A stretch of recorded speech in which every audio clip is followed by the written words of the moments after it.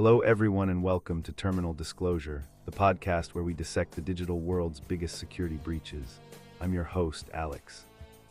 Today, we're diving deep into a case that shook the internet and cost a major corporation hundreds of millions of dollars, the Yahoo hacks of 2013 and 2014. These weren't just data breaches, they were digital earthquakes that exposed the personal information of literally billions of users. We'll be exploring the timeline of events, the vulnerabilities that were exploited, the alleged involvement of nation-state actors, and the fallout that followed. We'll also discuss the broader implications for data security and what we can learn from this cautionary tale. Buckle up, it's a wild ride. Before we get into the nitty-gritty of the hacks themselves, let's set the stage with some background on Yahoo at the time. Think back to the early 2000s. Yahoo was a titan of the internet, a portal that offered everything from email and news to search and online shopping. It was a household name, a daily destination for millions around the globe. But by the 2010s, Yahoo was facing increasing competition from Google, Facebook, and other tech giants. The company struggled to innovate and maintain its relevance in a rapidly changing digital landscape. There were multiple CEO changes, strategic pivots, and a general sense of instability within the organization. This internal turmoil, coupled with a growing threat landscape, created a perfect storm that ultimately led to the devastating breaches we're here to discuss. Now let's get into the details of the first breach, the one that occurred in August of 2013. This was the big one, the one that ultimately affected all 3 billion Yahoo user accounts.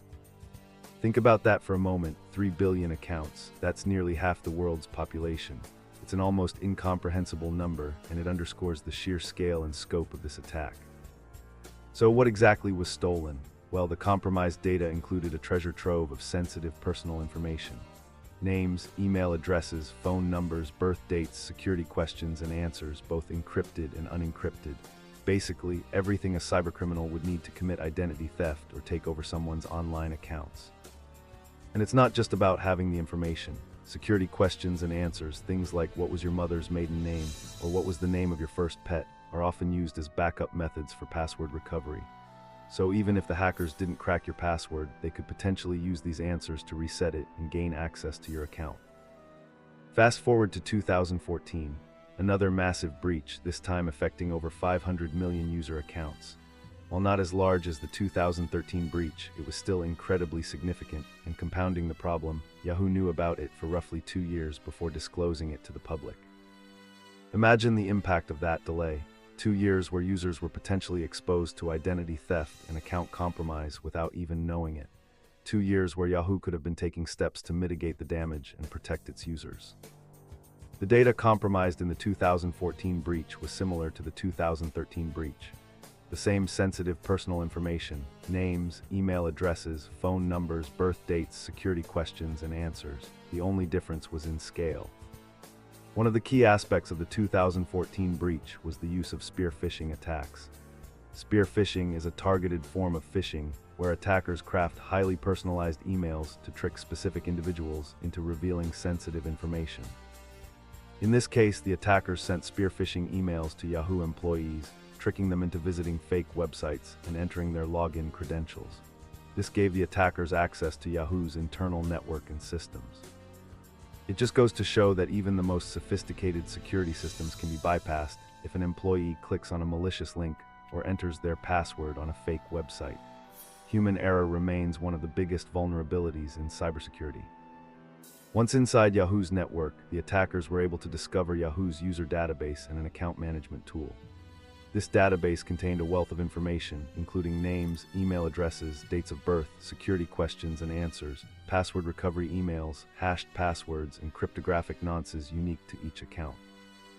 The attackers then exfiltrated a backup copy of the database, containing over 500 million records, using file transfer protocol. That's a massive amount of data to steal in one go, and it highlights the vulnerabilities in Yahoo's data storage and transfer practices. But here's where things get even more interesting. The attackers didn't just steal the data, they also stole cryptographic nonces associated with each account. These nonces, in conjunction with a script available on a Yahoo server, allowed the attackers to generate web authentication cookies. These cookies allowed them to access more than 6,500 victim email accounts without even needing the actual passwords. Think about that, they found a way to bypass password security altogether, gaining direct access to thousands of accounts. This demonstrates a sophisticated level of technical expertise and a deep understanding of Yahoo's systems. It's also believed that the attackers potentially profited by redirecting Yahoo's search engine traffic to an online pharmacy that paid for the traffic. This suggests that the motives behind the attack were not just about data theft, but also about financial gain. Now let's talk about a particularly alarming aspect of the 2014 breach, the alleged involvement of Russian FSB agents. In March of 2017, the FBI charged 4 men with the 2014 breach, including 2 who were working for Russia's Federal Security Service, the FSB. If true, this would mean that a nation-state was directly involved in the attack, raising serious concerns about espionage and international cybersecurity threats. It adds a whole new layer of complexity to the story and highlights the potential geopolitical implications of data breaches. The involvement of state-sponsored actors is particularly concerning because they often have access to vast resources and advanced technical capabilities. They may be motivated by political or strategic objectives, rather than just financial gain. It's important to note that the Russian government has denied any involvement in the Yahoo hacks. However, the US government has presented evidence linking the attacks to the FSB agents. Regardless of who was ultimately responsible, the Yahoo hacks serve as a stark reminder of the potential for nation-state actors to target private companies and steal sensitive data. The delayed disclosure of the 2014 breach is another critical point to consider. Yahoo knew about the intrusion for approximately 2 years before publicly acknowledging it. This raises serious questions about transparency and ethical responsibility. Why did Yahoo wait so long to disclose the breach? There are several possible explanations. One is that they were still investigating the extent of the damage and trying to determine what data had been compromised. Another possibility is that they were concerned about the potential impact on their stock price and their ongoing negotiations with Verizon for a potential acquisition. Whatever the reason, the delay in disclosure ultimately harmed Yahoo's users. They were left vulnerable to identity theft and account compromise without knowing it, and they were denied the opportunity to take steps to protect themselves. Speaking of Verizon, the data breaches had a significant impact on Verizon's acquisition of Yahoo. In February of 2017, Verizon and Yahoo announced that the deal would still go forward, but the sale price was reduced by $350 million, down to $4.48 billion. That's a huge price cut, and it demonstrates the tangible financial consequences of data breaches on a company's valuation and business deals. It also shows that companies considering acquiring another business need to carefully assess its cybersecurity posture and potential liabilities. In addition to the financial impact on the Verizon acquisition, Yahoo also faced significant legal and regulatory repercussions as a result of the data breaches. This included a $117.5 million class action lawsuit settlement and a $35 million fine from the U.S. Securities and Exchange Commission, the SEC. The SEC fine was particularly notable because it was the first time the agency had penalized a company for failing to disclose a data breach in a timely manner. This sent a clear message that companies have a responsibility to inform investors about material cybersecurity risks. These legal and regulatory consequences highlight the accountability that companies face for data security failures. They also underscore the importance of data protection compliance and the need for companies to invest in robust cybersecurity programs. So, what were the specific vulnerabilities that allowed the attackers to breach Yahoo systems? While the exact details are complex and technical, we can identify some key weaknesses that were likely exploited. One of the most significant vulnerabilities was the use of weak and stolen credentials. As we discussed earlier, spear phishing attacks were used to steal employee login credentials, giving the attackers access to Yahoo's internal network. This highlights the importance of strong password policies and multi-factor authentication. If Yahoo had required employees to use strong, unique passwords and had implemented multi-factor authentication, it would have been much more difficult for the attackers to gain access.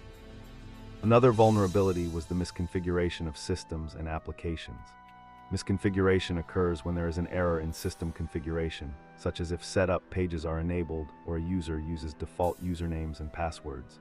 These misconfigured systems and apps present an easy entry point for attackers to exploit. It's also likely that Yahoo had unpatched software and legacy systems in its environment. These unpatched vulnerabilities are easy targets for hackers who continually search for networks that provide easy access through them. Even after vulnerabilities become public knowledge and patches are available, they are often not addressed, making them prime targets. This likely played a crucial role in the Yahoo hacks. Even if Yahoo had some security measures in place, unpatched vulnerabilities could have been the entry point. The fact that the attackers were able to move freely within Yahoo's network and exfiltrate massive amounts of data suggests that there were also vulnerabilities in Yahoo's internal security controls. This includes things like network segmentation, intrusion detection systems, and data loss prevention tools. It's clear that the Yahoo hacks were not the result of a single vulnerability, but rather a combination of weaknesses in its security posture. This highlights the importance of a layered security approach that addresses all potential attack vectors. The Yahoo hacks also raise important questions about the role of vulnerability scanning and penetration testing. Vulnerability scanning is the process of automatically identifying security weaknesses in a system or network. Penetration testing is a more hands-on approach where security experts simulate real-world attacks to identify vulnerabilities. While vulnerability scans are a critical part of a cybersecurity solution, they are not sufficient on their own. Without a comprehensive cybersecurity solution, vulnerability scans can offer a false sense of security that leaves your organization open to attack. The Yahoo breaches demonstrate the importance of performing internal vulnerability scans to detect vulnerabilities that leave you susceptible to damage once an attacker breaches the network. Internal vulnerabilities make lateral movement possible. Another critical element is rapid patching. It's essential to patch vulnerabilities as soon as possible after they are discovered. Consider the WannaCry attacks that first occurred in 2017. Microsoft was aware of the theft of hacking tools targeted at its operating systems and had released patches months before the attacks occurred. Despite this, 26% of companies remained vulnerable to WannaCry malware because they had not patched the vulnerability it exploits. This highlights the importance of having a robust patch management process in place. The dark web also plays a role in facilitating cybercrime. Hackers can utilize the dark web to sell, trade, and purchase illegal products. This makes cybercrime more attainable for various criminals. What can we learn from the Yahoo hacks? There are several key takeaways that are relevant to individuals, businesses, and governments. For individuals, the Yahoo hacks underscore the importance of using strong, unique passwords for every online account. Avoid using the same password for multiple accounts, and consider using a password manager to generate and store your passwords securely. Enable multi-factor authentication whenever possible. This adds an extra layer of security to your accounts, making it much more difficult for attackers to gain access, even if they have your password. Be cautious of phishing emails and other social engineering attacks. Never click on links or open attachments from unknown senders, and be wary of requests for personal information. For businesses, the Yahoo hacks highlight the need to invest in robust cybersecurity programs. This includes things like vulnerability scanning, penetration testing, intrusion detection, and data loss prevention. Implement strong password policies and multi-factor authentication for all employees. Train employees to recognize and avoid phishing emails and other social engineering attacks. Have a comprehensive incident response plan in place.